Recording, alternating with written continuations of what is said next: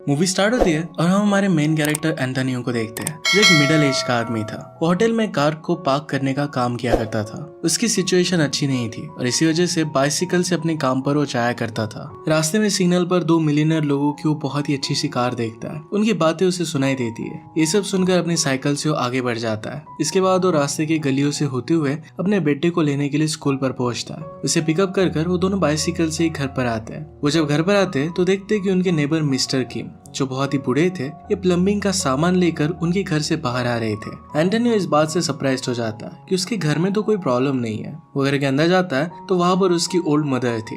Actual में उसकी mother और मिस्टर किम के बीच में अफेयर चल रहा था। वो हमेशा चुप चुप कर एक दूसरे से बातें किया करते थे। एंटोनियो फिर अपनी मदर से कहता है कि हमारे घर पर तो कोई प्रॉब्लम नहीं है, आपने मिस्टर किम को क्यों बुलाया था, कि हम दोनों एक दूसरे से प्यार करते हैं। इस बात से एंटोनियो बहुत ज्यादा शॉक हो जाता है। एंटोनियो उसकी मदर को ऐसा ना करने की बहुत सारे रीजंस बताता है, पर उसकी मदर कुछ भी सुनती नहीं। नेक्स्ट सीन में हम ओलिविया को देखते हैं जो एक बहुत ही ब्यूटीफुल सी एक्ट्रेस थी। उसकी शूटिंग चल रही थी। उसकी शूटिंग खत्म होने के बाद उसकी असिस्टेंट उसके पास आई और फिर वो दोनों एक होटल में चले जाते हैं। होटल में वो विंसेंट से मिलती है जिससे वो प्यार करती थी। उसके साथ उसका अफेयर चल रहा था। दोनों अकेले में यहाँ पर मिलते हैं, यानी कि उनकी रिलेशनशिप के बारे में किसी को भी पता ना चल सके। दोनों फिर इंटीमेट हो जाते हैं और एक दूसरे के साथ अच्छे से टाइम स्पेंड करते हैं। आगे हम देखते हैं कि एंटोनियो के घर पर उसकी सिस्टर और उसका हस्बैंड आया हुआ था। दोनों के बीच में हमेशा थोड़ी सी लड़ाई चलती रहती है। एंटोनियो की सिस्टर मदर से पूछती है कि क्या ये बात सच है कि मिस्टर किम के साथ आपका अफेयर चल रहा है। तभी वहां पर हम देखते हैं कि डोर पर एंटोनियो की एक्स वाइफ आई हुई थी। वो अपने बेटे को ले जाने के लिए आई है। उसके साथ वो टाइम स्पेंड करना चाहती थी। एंटोनियो को अभी भी अपनी एक्स वाइफ के लिए फीलिंग्स थी। वो फिर घर के बाहर आकर बात करते हैं। उसकी वाइफ उसे कहती है कि उसने बहुत बड़े लोन ले लिए है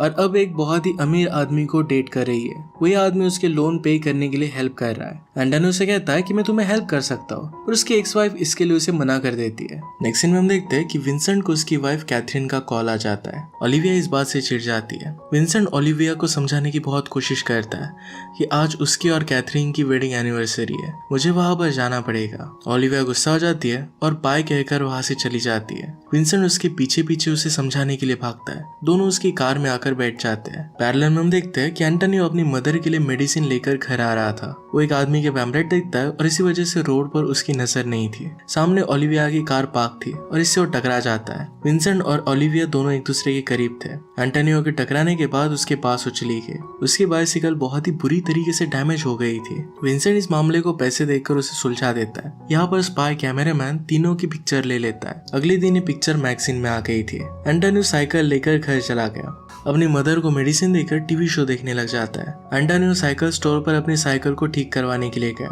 वहां पर अपनी साइकिल को रोककर चला जाता है। दूसरी तरफ हम ओलिविया को उसके असिस्टेंट के साथ देखते हैं। ओलिविया की लाइफ के पर्सनल चीजों के बारे में असिस्टेंट बात कर रही थी। ओलिविया उससे बात करती है और उसे पता चलता है कि इंटरनेट पर उसके और विंसेंट की फोटोज पब्लिश कर दिए गए। वो दोनों एक दूसरे के साथ है। ये स्टोरी जरा वायरल होने लग गई थी। इस बात से ओलिविया को एंजाइटी अटैक आने लगता है। इससे बचने के लिए वो मेडिसिन ले रही थी। उसका अटैक बहुत ही सीवियर था। दूसरी तरफ विंसेंट और उसकी वाइफ कैथरीन के बीच में अब झगड़े होने लग जाते हैं। कैथरीन ने भी उस मैगजीन की फोटोज को देखा था। वो विंसेंट से इस बात का जवाब मांग रही थी। विंसेंट खुद का बचाव करते हुए कैथरीन को काफी समझाने की कोशिश करता है। वो कहता है कि ये सारी चीजें अफवाह है। उसके और ओलिविया के बीच में ऐसा कुछ भी चल नहीं रहा। कैथरीन उसकी बातों पर बिलीव नहीं करती। विंसेंट कुछ भी कर कैथरीन को अपनी बातों में फंसा देता है। मैगजीन की फोटोज में ओलिविया, विंसेंट और पीछे एंटोनियो था। अब विंसेंट को फिर एक आइडिया आता है। विंसेंट फिर अपने ऑफिस में जाता है और लॉयर से बात करता है। उनसे कहता है कि मैं एक बहुत बड़ी मुश्किल में फंस चुका हूँ। उन फोटोज की वजह से मेरे और मेरी वाइफ के रिश्ते में दरार आने लग गई है। उसके लॉयर इस सिचुएशन को संभालने के लिए उसे एडवाइस देते हैं। उसे कहते हैं कि सब लोगों को तुम्हारे और ओलिविया के अफेयर के बारे में लग रहा है, पर बैकग्राउंड में जो आदमी है, अगर हम उसके साथ ओलिविया को लिंक करते हैं, यानी कि ये बताया कि ओलिविया उस आदमी के साथ रिलेशनशिप में है,